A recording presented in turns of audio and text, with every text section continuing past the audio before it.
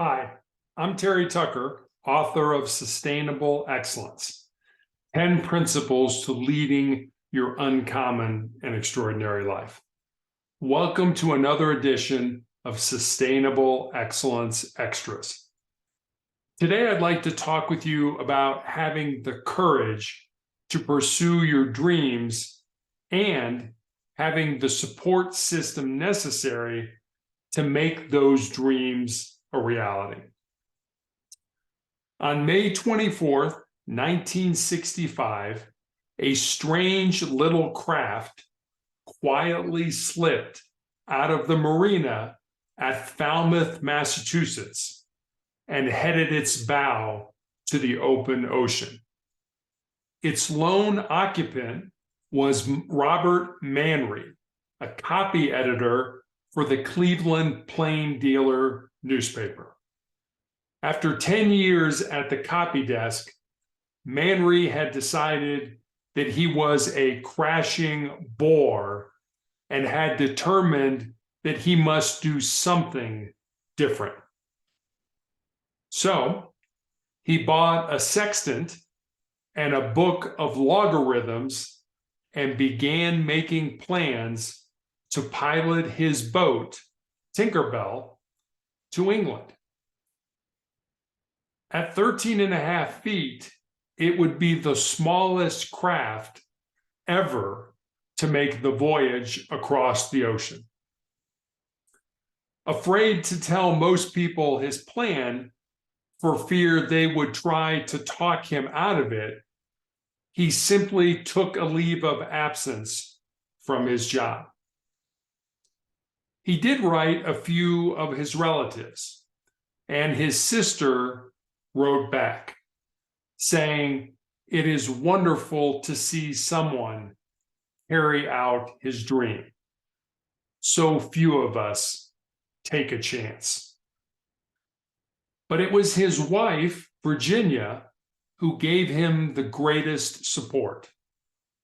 "No one in the world has as wonderful a wife as I," he said later. Virginia could have insisted that I behave as other rational men did and give up this crazy voyage. But she knew that I was stepping to the music of a different drummer, and she granted me the invaluable boon of self-realization by allowing me to keep pace with the music I heard in my heart. The trip turned out to be anything but a pleasant journey.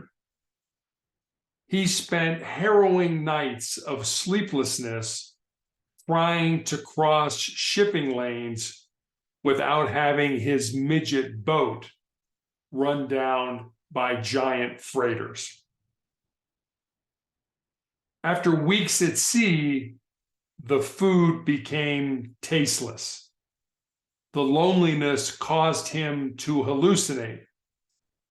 His rudder broke 3 times. He was stationary for days due to a lack of any wind. Storms swept him overboard, and only the rope around his waist enabled him to climb back on board. But finally, after 78 days at sea, he sailed into Falmouth, England.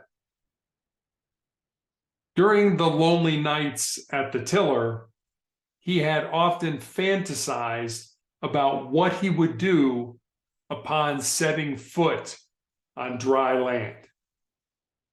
He had expected to get a hotel room, eat a good dinner in some restaurant alone, and then walk down to the Associated Press office and see if they had any interest in writing about his story. But the word of his approach had spread. He was totally unprepared for what awaited him. 300 vessels escorted him into port, their horns blasting, and 40,000 people, including hordes of reporters, cheered him on to shore. He had suddenly become a hero, and his story was told around the world. But standing on the dock was perhaps the greatest hero of all, his wife, Virginia. She had the courage to allow her husband the freedom to pursue his dream. Leave me a comment about a time in your life when you had the courage to pursue your dream and how others helped you in that endeavor. Also, please head over to motivationalcheck.com to get your daily dose of inspiration and motivation. Thanks for watching, and I'll see you next time.